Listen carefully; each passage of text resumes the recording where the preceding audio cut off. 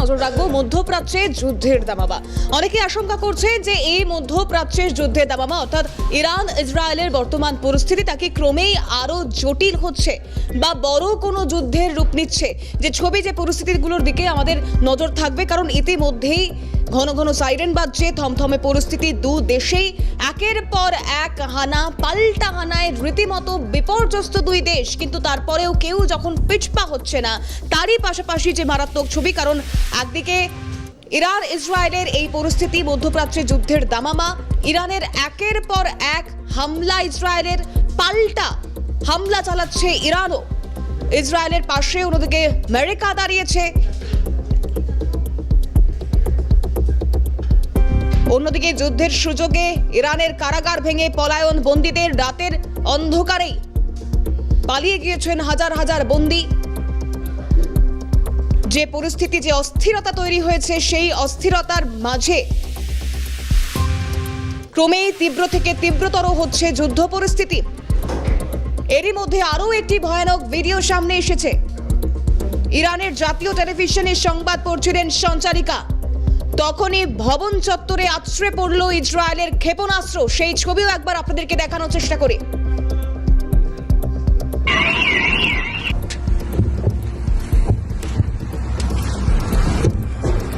شنیدید صدای متجاوز به خاک وطن، صدای متجاوز به صدای حق و حقیقت است. آنچه که ملاحظه کردید، صدایی که شنیدید، فضای غبارآلوده استودیو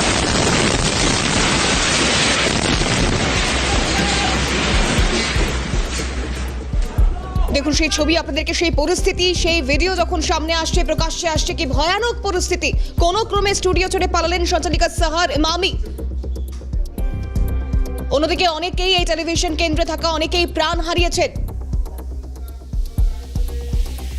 দেখুন দুটি ছবি আপনাদেরকে দেখাচ্ছে, একটা বিস্ফোরণের আগের মুহূর্তের, আর তার পরপরই কিভাবে ধূলিসাৎ হয়ে গিয়েছে সমস্ত কিছু। ইরান স্টেট টিভির অফিস, বিস্ফোরণের আগে এবং পরের মুহূর্তের সেই ছবি, ধূলিসাৎ হয়ে যাচ্ছে একের পর এক অংশ। সংঘর্ষের রীতিমতো উদ্বেগ বাড়তে শুরু করেছে। অন্যদিকে যুদ্ধের সুযোগে ইরানের কারাগার ভেঙে পলায়ন বন্দীদের, রাতের অন্ধকারে পলায়ন হাজার হাজার বন্দীর।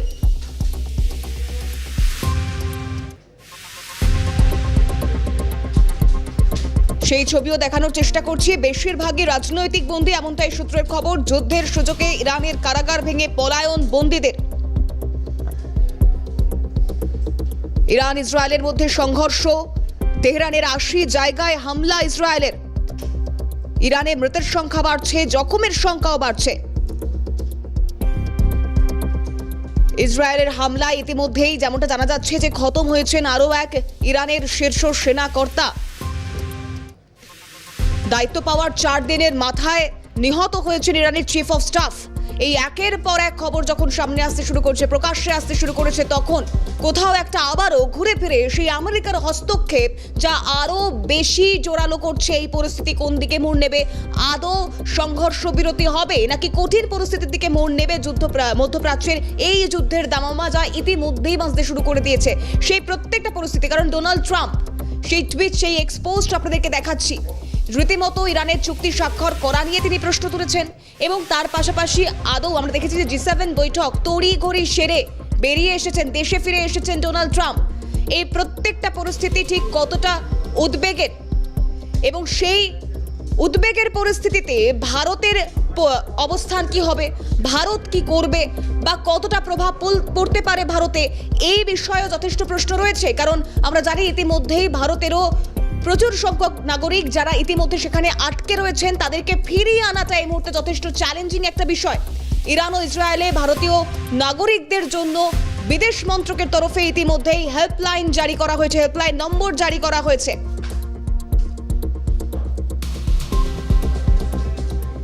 ইরান ইসরায়েলের সংঘর্ষে উদ্বিগ্ন ভারত। ইতিমধ্যেই শুরু দুই দেশের আটক ভারতীয়দের উদ্ধারের কাজ। ইরান এবং ইসরায়েলের ভারতীয় নাগরিকদের জন্য বিদেশ মন্ত্রকের তরফ থেকে হেল্পলাইন নম্বর জারি করা হয়েছে। ভারতীয় প্রথম দল তারা আর্মেনিয়ায় পৌঁছবে, সেখান থেকে সবাইকে ফিরিয়ে আনা হবে ভারতে। 100 জন ভারতীয় রয়েছেন প্রথম দলে। ভারতীয় নাগরিকদের সহায়তায় দিল্লিতে 24 ঘন্টার কন্ট্রোল রুম। তেহরানের ভারতীয় দূতাবাসে চালু 24x7 জরুরি হেল্পলাইন। মহানন্দা কাঞ্জিলাল তিনি ঠিক কি বলেছেন, অর্থাৎ এই মুহূর্তে দাঁড়িয়ে ভারতের তরফ থেকে ঠিক কি পদক্ষেপ নেওয়া উচিত, ভারতের কি স্ট্যান্ডিং পয়েন্ট থাকতে পারে, ঠিক এই প্রসঙ্গে মহানন্দা কাঞ্জিলাল কি জানাচ্ছেন শোনাবো আপনাদের। সঙ্গে কিন্তু ইন্ডিয়ার ট্রেডটা অনেকটা বেশি ছিল, মানে 2019-এ আমরা দেখছিলাম প্রায় $17.6 বিলিয়ন ট্রেড ছিল, সেটা কিন্তু কমে গেল 2024-এ $2.3 বিলিয়ন। তার কারণ হচ্ছে ইউএস একটা স্যাংশন করে দিল মানে এই 2019-এ ইরানের ওপরে। তার ফলে এই বাণিজ্যটা কমে গেছে, ইরানের সঙ্গে বাণিজ্য সম্পর্ক চলছে এবং খুব আশ্চর্যজনকভাবে ট্রাম্প এই যুদ্ধের জন্য যে রিয়াকশনটা দিয়েছেন সেটা খুব ইন্টারেস্টিং। উনি বলেছেন এক্সেলেন্ট। এর সম্বন্ধে যে অভিযোগটা রয়েছে তারা ওই হামাস, তারপর হিজবুল্লাহ, এদের কিন্তু ফান্ডিং করে ইরান এবং এরা ঘোষিত মৌলবাদী। কাজেই সেই জন্য তারা আবার এখন ইরানের পাশে রয়েছে। কাজে খুব একটা জটিল মানে কি বলবো আর্থ সামাজিক একটা পরিস্থিতি সারা পৃথিবী জুড়ে তৈরি হয়েছে এবং ভারতবর্ষকে খুব বুঝে খুব কূটনৈতিকভাবে কিন্তু পক্ষ নিতে হবে। কার পক্ষ যা মানে নেবে ভারত সেটাও কিন্তু খুব ধীর গতিতে খুব ভেবে চিন্তে নিতে হবে, কারণ ইরান ইসরায়েল দুটো দেশই কিন্তু ভারতের সঙ্গে সম্পর্ক খারাপ নয়, ভালো বলবো না কিন্তু খারাপও নয়, বাণিজ্যিক সম্পর্ক। একজনের পক্ষ নিলেই কিন্তু আরেকজন বিপক্ষে চলে যাবে। সেই জন্য রাজনৈতিকভাবে কূটনৈতিকভাবে ভারতকে খুব ভেবেচিন্তে পদক্ষেপ নিতে হবে। ইসরায়েল যেই গাজাতে অ্যাটাক করেছে সেটা ইরান সমালোচনা করছে এবং সারা বিশ্বের মানুষ সমালোচনা করছে। গাজাতে ত্রাণ পর্যন্ত ঢুকতে পারছে না, সেখানে বাচ্চারা মারা যাচ্ছে। ভারত কিন্তু এখানে নীরব থাকছে, মানে ভোটাভুটি ডাইরেক্ট কোনো অংশগ্রহণ করেনি। কাজেই এই ব্যাপারগুলো ভারতকে খুব ভেবেচিন্তে এগোতে হবে এবং আমার মনে হয় ভারতবর্ষ সেদিকেই পদক্ষেপ নেবে। অর্থাৎ ভারত যে পদক্ষেপে নিক না কেন ভেবে চিন্তে পদক্ষেপ গ্রহণ করতে হবে, এমনটাই বিশেষজ্ঞরা মনে করছে। অন্যদিকে ট্রাম্পের তরফ থেকে ট্রাম্প যেভাবে উদ্বেগ প্রকাশ করছেন তাও অনেকটা আন্তর্জাতিক মহলের কাছে উদ্বেগজনক এবং তার পাশাপাশি দু দেশের সংঘাত আদৌ মহাযুদ্ধে পরিণত হচ্ছে কিনা, এর পরিণতি কতটা কঠিন থেকে কঠিনতর হতে পারে তার বোধহয় একটা চিত্র সামনে আসছে। কারণ যতবার এই একের পর এক মিসাইল হানা, এই সমস্ত ছবিগুলো সামনে আসছে, পাল্টা হানা ইরানের হানা, পাল্টা ইসরায়েলের তরফ থেকে হানা দেওয়া হচ্ছে এবং তার পাশাপাশি আরও যে গুরুত্বপূর্ণ বিষয়, তাতে ইসরায়েলের হামলায় খতম হয়েছেন ইরানের আরও এক শীর্ষ সেনাকর্তা, তেমন খবরও সামনে আসছে এই মুহূর্তে। অন্যদিকে তেহরানে মুহুর্মুহু বিস্ফোরণ, তেহরান হাইওয়েতে বড়সড় বিস্ফোরণ, তেহরান ছাড়ার হুঁশিয়ারিও দেওয়া হচ্ছে ট্রাম্পের তরফ থেকে এবং এই গোটা পরিস্থিতি কোন দিকে বন্যায় আটকে থাকা ভারতীয় নাগরিক তাদেরকে ফিরিয়ে আনার জন্য যথেষ্ট উদ্বিগ্ন ভারত। রয়ে শোয়ে ভেবে চিন্তে পদক্ষেপ নিতে হচ্ছে।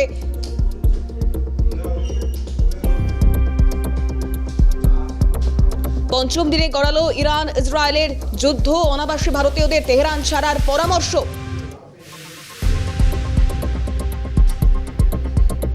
ইতিমধ্যেই এক্সপোজ করেছেন ডোনাল্ড ট্রাম্প, চুক্তিতে সই না করলে পরিণতি ভালো হবে না, বা ট্রাম্পের হুঁশিয়ারিতেই উদ্বেগ আন্তর্জাতিক মহলে, সংঘর্ষ বিরতির কোনো প্রশ্নই নেই। অন্যদিকে দায়িত্ব পাওয়ার 4 দিনের মাথায় নিহত ইরানের চিফ অফ স্টাফ। আন্তর্জাতিক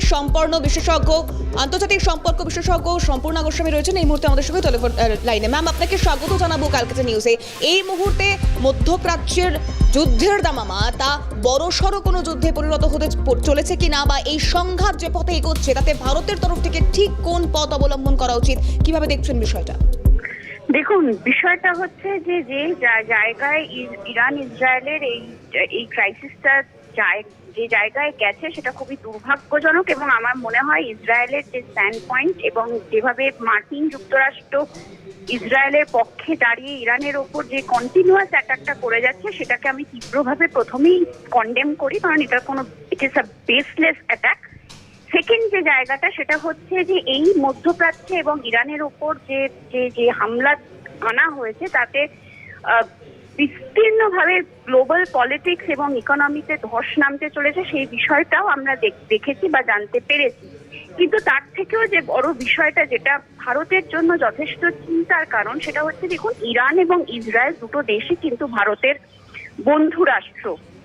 একদিকে ইসরায়েলের থেকে যেমন আমরা আমাদের ডিফেন্সের ইকুইপমেন্টের জায়গা থেকে বা ডিফেন্স টেকনোলজিক্যাল ডেভেলপমেন্টের জায়গা থেকে ইসরায়েল সর্বদা আমাদের পার্টনার থেকেছে, অন্যদিকে ইরানের সঙ্গে আমাদের যে বন্ধুত্বপূর্ণ সম্পর্ক বা আমাদের যে তেলের যে আমদানি মধ্যপ্রাচ্য থেকে এবং সেই সূত্রে ইরানের সঙ্গে যে সম্পর্ক, এবং তার থেকেও বড় জায়গা যেটা চাবাহার পোর্ট, যেটা কিন্তু ইতিমধ্যে অলরেডি অপারেশনাল এবং সেটা ইন্ডিয়ার একটা ব্যাপক ইনভেস্টমেন্ট, সেই দিকটা কিন্তু যথেষ্ট ক্ষতিগ্রস্ত। কিন্তু তার পাশাপাশি যেভাবে চায়না এবং পাকিস্তান ইসরায়েলের পাশে দাঁড়িয়ে গেছে, সেই জায়গায় দাঁড়িয়ে কিন্তু ভারতের জন্য বিষয়টা খুবই খুবই ক্রিটিক্যাল হয়ে গেছে। কারণ ভারতের পক্ষে কোনো দেশকে এই মুহূর্তে মানে ইসরায়েলের পক্ষে দাঁড়ানো বা ইরানের পক্ষে দাঁড়ানো যথেষ্ট প্রবলেমেটিক। কারণ ইসরায়েলের পক্ষে দাঁড়ানো আমার মনে হয় না ভারত সেটা করবে। অন্যদিকে ইরানের পক্ষে যদি দাঁড়ায় তাহলে আমার মনে হয় যে ইসরায়েলকে হারাবে, ইসরায়েলের ডিফেন্স টেকনোলজিকে হারাবে। অন্যদিকে ইসরায়েলের পক্ষে দাঁড়ানো মানে ইরানের সঙ্গে যে সম্পর্ক সেটা ক্ষতিগ্রস্ত হবে। উপরন্তু যেভাবে পাকিস্তান এবং চায়না ইরানের পাশে দাঁড়িয়েছে, ভারতের বিদেশ নীতি এই মুহূর্তে আমার মনে হয় যে খুবই ক্রিটিক্যাল একটা জাংচারে রয়েছে। এবং সবচাইতে বেশি চিন্তার জায়গা হচ্ছে যে চাবাহার পোর্ট চায়না বা পাকিস্তানকে কাউন্টার করার জন্য ইন্ডিয়া বানিয়েছিল, সেই ইরানের সাথে কিন্তু চায়না পাকিস্তানের একটা অ্যাক্সিস তৈরি হয়েছে, যেটা কিন্তু ভারতের জন্য অদূর ভবিষ্যতে খুব একটা ভালো নয়। বেশ, অনেক ধন্যবাদ জানাবো ম্যাম আমাদেরকে এতটা সময় দেওয়ার জন্য। সম্পূর্ণা গোস্বামী কথা বলছিলাম তার সঙ্গে, এবং সেক্ষেত্রে এই প্রত্যেকটা ক্ষেত্র কতটা গুরুত্বপূর্ণ আপনাদেরকে আগেও জানাচ্ছিলাম যে ইতিমধ্যেই G7 বৈঠক, তড়িঘড়ি G7 বৈঠক সেরে ডোনাল্ড ট্রাম্প তিনি দেশে ফিরে আসছেন। অর্থাৎ এই গোটা ঘটনা আরো বড়সড় আকার ধারণ করতে পারে কিনা, দু দেশের এই সংঘাত মহাযুদ্ধে পরিণত হচ্ছে কিনা, এই প্রশ্নগুলো সব থেকে গুরুত্বপূর্ণ। G7 সেরে আজই আমেরিকা ফিরছেন ডোনাল্ড ট্রাম্প। অন্যদিকে তেহরান হাইওয়েতে বড়সড় বিস্ফোরণ, ইতিমধ্যে তেহরান ছাড়ার হুঁশিয়ারি ডোনাল্ড ট্রাম্পের।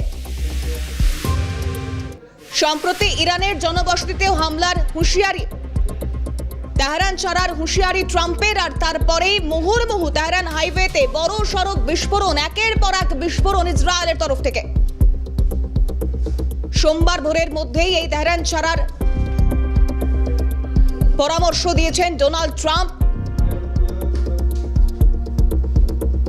ইরান ইসরায়েল সংঘাতে তাহলে কি বড়সড় কিছু ঘটার আশঙ্কা? G7 ছেড়ে তড়িঘড়ি আজই আমেরিকা ফিরছেন ডোনাল্ড ট্রাম্প। দ্রুত তেহরান খালি করার কথা তিনি বলছেন। আর ট্রাম্পের এই একের পর এক হুঁশিয়ারিতে উদ্বেগ আন্তর্জাতিক মহলে।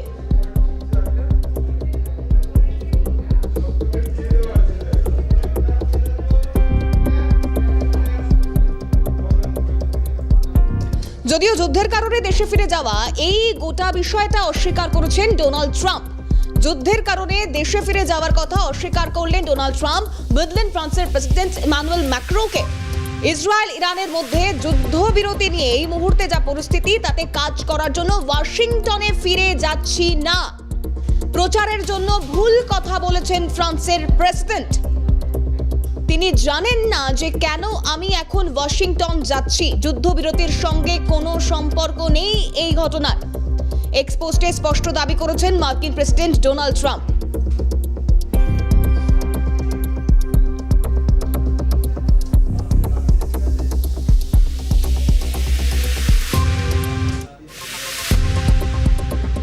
অন্যদিকে ইতিমধ্যে ইরানের এক শীর্ষ সেনাকর্তা নিহত হয়েছে এমনটাও মনে করা হচ্ছে, এবং এই যুদ্ধ পরিস্থিতি আরো কত দূর গড়াতে পারে, মহাযুদ্ধের আশঙ্কা রয়েছে কিনা, বা অন্যদিকে ভারত কতটা প্রভাবিত হতে পারে, সব দিক থেকে আলোচনা। একদিকে ইরান ইসরায়েলের এই পরিস্থিতি, দু দেশের মধ্যে সংঘর্ষ সংঘাত, তা বড়সড় কোনো কিছু ঘটে যাওয়ার আশঙ্কা রয়েছে কিনা যখন সেই প্রশ্ন তুলে দিচ্ছে, তখন এই দু দেশের সংঘাতে ভারত কতটা প্রভাবিত হতে পারে। কারণ তেল আভিভে একের পর এক হামলা সার্বিকভাবে কতটা প্রভাবিত করতে পারে বা কতটা সমস্যার মুখে পড়তে হবে, ভারতের অর্থনীতি আদৌ মুখ থুবড়ে পড়বে কিনা, এই গোটা বিষয় নিয়ে অর্থনীতিবিদ মহানন্দা কাঞ্জিলাল কি জানাচ্ছেন শুনবো। ভারতের একটা বাণিজ্যিক সম্পর্ক রয়েছে। আমরা জানি যে বিশেষ করে সমরাস্ত্র এগুলো সমস্ত কিছু আমদানি করা হয় ইসরায়েল থেকে, কারণ ইসরায়েল এই ব্যাপারে খুব দক্ষ। এর সঙ্গেও কিন্তু ভারতের একটা বাণিজ্য সম্পর্ক রয়েছে এবং যেটা বললাম দুটো দেশের সঙ্গেই কিন্তু একটা মিত্র সম্পর্ক রয়েছে। যে যুদ্ধটা হঠাৎ করে শুরু হলো এটা অত্যন্ত দুর্ভাগ্যজনক। অলরেডি রাশিয়ান যুদ্ধ চলছে, প্লাস পাকিস্তানের সঙ্গে ইন্ডিয়ার একটা ছোটোখাটো যুদ্ধ হয়ে গেল। সেই অবস্থায় আবার আরেকটা যুদ্ধ আমরা দেখতে পাচ্ছি, মানে যুদ্ধের শুরু বা এই যুদ্ধটাই বা কতদিন চলবে কিছুই বুঝতে পারছি না, মানে স্থির অবস্থা তৈরি হয়েছে। এখন ভারতের কি প্রভাব হতে পারে? ভারতের প্রভাবটা কিন্তু সামগ্রিকভাবে আমরা যদি দেখি তাহলে সেটা হচ্ছে নিশ্চয়ই তেলের ব্যাপারে। দেশগুলো এখান থেকে তেল আসে এবং ভারতবর্ষের 85% তেলই কিন্তু আমদানি করতে হয়, তার বেশিরভাগটাই আসে রাশিয়া থেকে, কিন্তু এদের থেকেও নিতে হয়। এই যুদ্ধগুলোর ফলে হয় কি, পৃথিবীতে গ্লোবাল অয়েল প্রাইসটা বেড়ে যায়, সেটাতে সমস্ত দেশ এফেক্টেড হবে, সেরকমভাবে ভারতবর্ষ এফেক্টেড হবে। অয়েলের দাম বেড়ে যাবে, এর প্রভাব কিন্তু প্রত্যেকটা ক্ষেত্রতে পড়বে এবং সেখানে অতি দরিদ্র মধ্যবিত্ত ধনী সবাই একইভাবে প্রভাবিত হবে। এর দামের সঙ্গে সমস্ত কিছুর দাম জড়িয়ে রয়েছে, সমস্ত জিনিসপত্রের দাম। ভারতবর্ষের অর্থনৈতিক সমস্যাগুলোর মধ্যে অন্যতম হচ্ছে মুদ্রাস্ফীতি। আর গ্লোবাল অয়েল প্রাইসটা বেড়ে যায় তাহলে কিন্তু মুদ্রাস্ফীতিটা আবার বাড়তে পারে, তার মানে সবাই কিন্তু এতে অ্যাফেক্টেড হবে। ওটা হঠাৎ করে কেন লাগলো, এটাও কিন্তু একটা ইগোর ব্যাপার আছে। ইসরায়েলের ধারণা হয়েছে যে ইরান পরমাণু অস্ত্র তৈরি করবে, সেটা কতটা সত্যি কেউ জানে না, কিন্তু এই আশঙ্কা থেকে তারা ইরানের ওপর হামলা করেছে। শুধু না, তাদের টার্গেট হচ্ছে মিলিটারি বেস ধ্বংস করা এবং অলরেডি 2 মেজর জেনারেল মারা গেছে। সমস্ত জিনিসগুলো পৃথিবীর একটা অস্থিরতা বৃদ্ধি করছে, শান্তির পরিবেশ নষ্ট করছে, অর্থনৈতিকভাবে তো নিশ্চয়ই প্রভাব পড়বে, তার সঙ্গেও মানুষের জীবন জীবিকা সব কিছুর ওপরই কিন্তু একটা সুদূর প্রসারী ফল কিন্তু তৈরি হচ্ছে। অর্থাৎ একদিকে আমদানি হোক বা এই বিভিন্ন ক্ষেত্রে বাণিজ্যিক দিক থেকে ভারত কতটা প্রভাবিত হতে পারে বা কতটা প্রভাব পড়তে পারে ভারতের উপর, তার একটা ব্যাখ্যা তো অর্থনীতিবিদ দিলেন মহানন্দা কাঞ্জি লাল, শুনছিলাম আমরা। এরই মাঝে আরও একটা আপডেট আপনাদেরকে জানিয়ে রাখবার চেষ্টা করব। ইসরায়েল হামলায় খতম করা হয়েছে ইরানের এক শীর্ষ সেনাকর্তাকে, এমনটাই দাবি করা হচ্ছে। নিহত ইরানের সেনাপ্রধান আলী সিদওয়ানি। দায়িত্ব পাওয়ার 4 দিনের মাথায় এই শীর্ষ সামরিক কমান্ডার আলী সিদওয়ানিকে হত্যার দাবি করল ইসরায়েল। মধ্য তেহরানে ইসরায়েলি বিমান হামলায় নিহত ইরানের সেনাপ্রধান আলী সিদওয়ানি।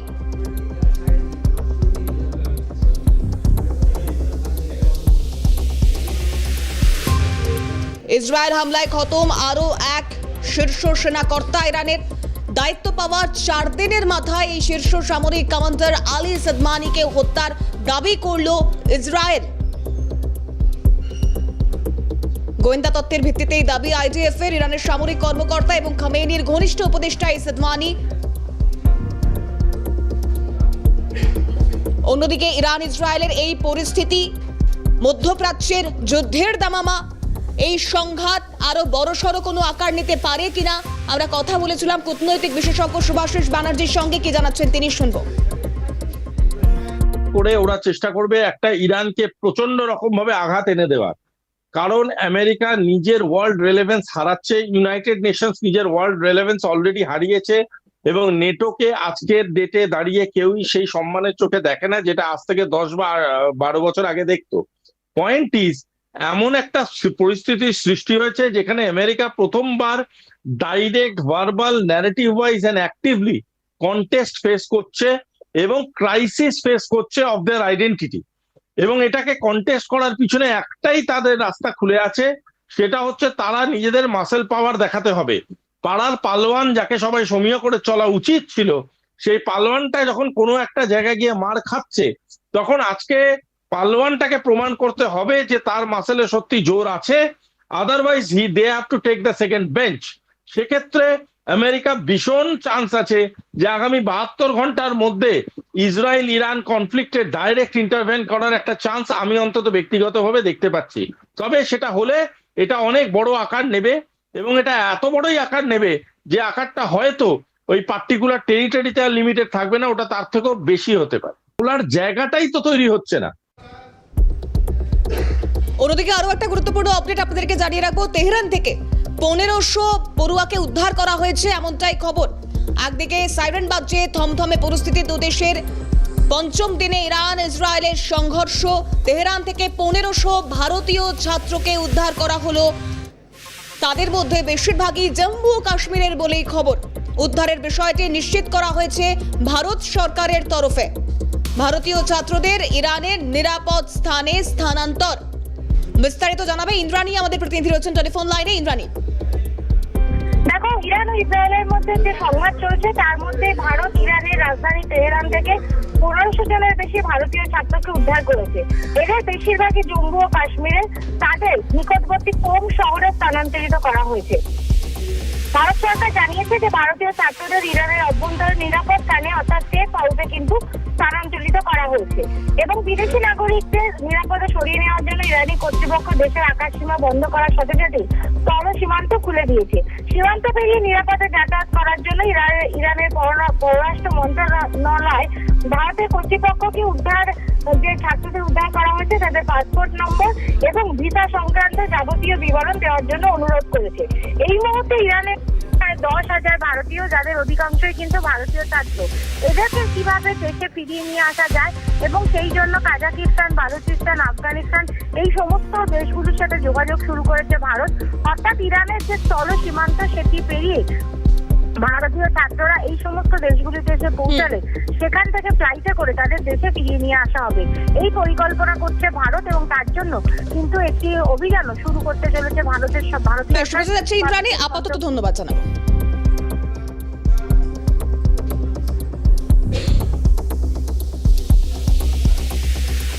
ইতিমধ্যেই তেহরান থেকে 1500 ভারতীয় ছাত্র, তাদেরকে উদ্ধার করা সম্ভব হয়েছে, নিরাপদ স্থানে নিয়ে আসা সম্ভব হয়েছে। তাদের বেশিরভাগই জম্মু কাশ্মীর বলে জানানো হচ্ছে। ভারত সরকারের তরফ থেকে তা কনফার্মও করা হয়েছে।